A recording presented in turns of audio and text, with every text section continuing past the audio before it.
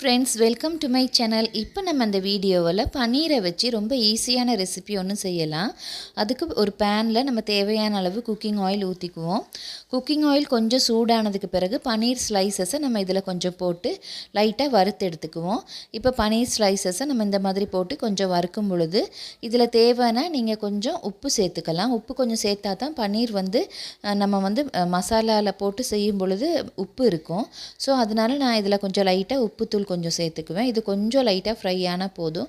ரொம்ப ஃப்ரை ஆகிட்டால் ரொம்ப ஹார்ட் ஆயிரும். ஸோ லைட்டாக இப்படி ஆயிலில் கொஞ்சம் ஃப்ரை ஆகிற மாதிரி நம்ம ஃப்ரை பண்ணிக்குவோம். இந்த மாதிரி ஃப்ரை பண்ணி எடுத்துகிட்டு செய்யும் பொழுது பன்னீரில் உப்பெல்லாம் சேர்ந்து நல்லாயிருக்கும். சிலர் இதில் மிளகாத்தூளும் போட்டுக்குவாங்க. விருப்பம்னா நீங்கள் மிளகாத்தூளும் போட்டு செய்யலாம். நான் மிளகாத்தூள் போடலை, ஏன்னா பிள்ளைகளுக்கு ரொம்ப காரமாக செஞ்சால் பிடிக்காது அப்படிங்கிறதுனால இதில் நம்ம மிளகாத்தூள் போடாமலும் செய்யலாம். இப்போ பாருங்கள், இந்த மாதிரி கொஞ்சம் நேரம் ஒரு 2 மினிட்ஸ் மாதிரி நம்ம ஆயில்லையே வச்சுக்கணும். இந்த நேரத்தில் நீங்கள் தக்காளி வெங்காயமெல்லாம் ரெடி பண்ணி வச்சுக்கோங்க. நல்ல பெரிய வெங்காயமாக 2 வெங்காயம் எடுத்து வச்சுக்கோங்க. நீங்கள் உங்களுக்கு நிறைய மசாலா நிறைய தேவை அப்படின்னாக்க நீங்கள் 2 பெரிய வெங்காயமாக எடுத்துகிட்டு 2 பெரிய தக்காளியாக எடுத்து கட் பண்ணி ரெடி பண்ணி வச்சுக்கோங்க. இப்போ இதே ஆயிலில் நம்ம பட்டை, கிராம்பு, ஏலம் 3ஐயும் இதிலே போட்டுக்க போகிறோம். அப்போ தான் அது ஒரு வாசனையாக இருக்கும். இதில் தேவைன்னா நீங்கள் பிரியாணி இலையும் போட்டுக்கலாம். அது போக அன்னாசிப்பூ அதெல்லாம் விருப்பம்னா அந்த வாசனையெல்லாம் பிடிக்கும் அப்படின்னா நீங்கள் சேர்த்துக்கலாம்.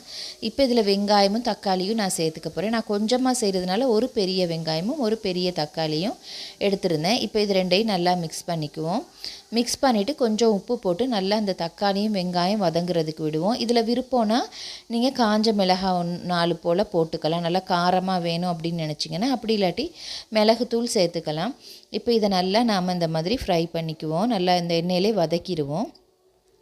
இப்போ பாருங்கள், ஓரளவு நல்லா வதங்கி வந்துருச்சு. இந்த நேரத்தில் நான் காஷ்மீரி மிளகாத்தூள் கொஞ்சம் சேர்த்துக்கிறேன்.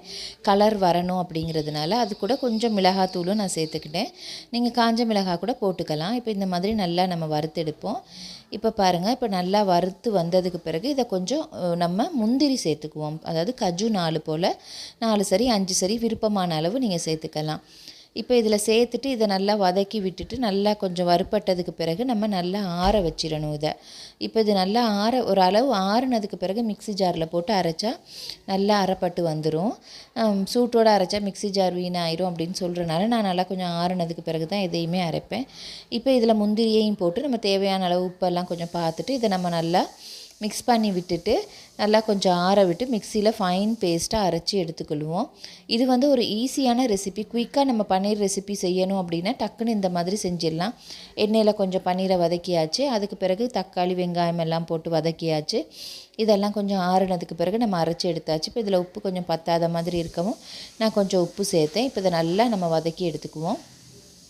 இப்போ இந்த மாதிரி நல்லா வதங்கினதுக்கு பிறகு நம்ம இதை தனியாக ஒரு மிக்ஸி ஜாரில் எடுத்து வச்சுக்குவோம். எடுத்து வச்சுட்டு இப்போ நல்லா ஃபைன் பேஸ்ட்டாக அரைச்சிட்டு திருப்பி அதே பேன்லேயே அந்த அரைச்சதை நம்ம இதில் போட்டு கொஞ்சம் தண்ணி கலந்து இதில் ஊற்றி இதில் நல்லா கொஞ்சம் எண்ணெய் பிரிஞ்சு வர அளவுக்கு நம்ம கொதிக்க வச்சிடணும். கொதித்ததுக்கு பிறகு இந்த பன்னீரை நம்ம போட்டு மிக்ஸ் பண்ணிவிட்டு எடுத்தோம்னா சுவையான பன்னீர் மசாலா ரெடி ஆயிரும். தேவைன்னா இதில் நீங்கள் பட்டர் ஒரு துண்டு போட்டிங்கன்னா பன்னீர் பட்டர் மசாலாவாயிரும். இதில் கொத்தமல்லி இலை இருந்தால் நீங்கள் வெட்டி போட்டு சாப்பிடலாம். ஓகே ஃப்ரெண்ட்ஸ், என்னோட இந்த வீடியோ உங்களுக்கு பிடிச்சிருந்துச்சின்னா லைக் பண்ணுங்கள், கமெண்ட் பண்ணுங்கள், மறக்காமல் சப்ஸ்கிரைப் பண்ணுங்கள். தேங்க்யூ.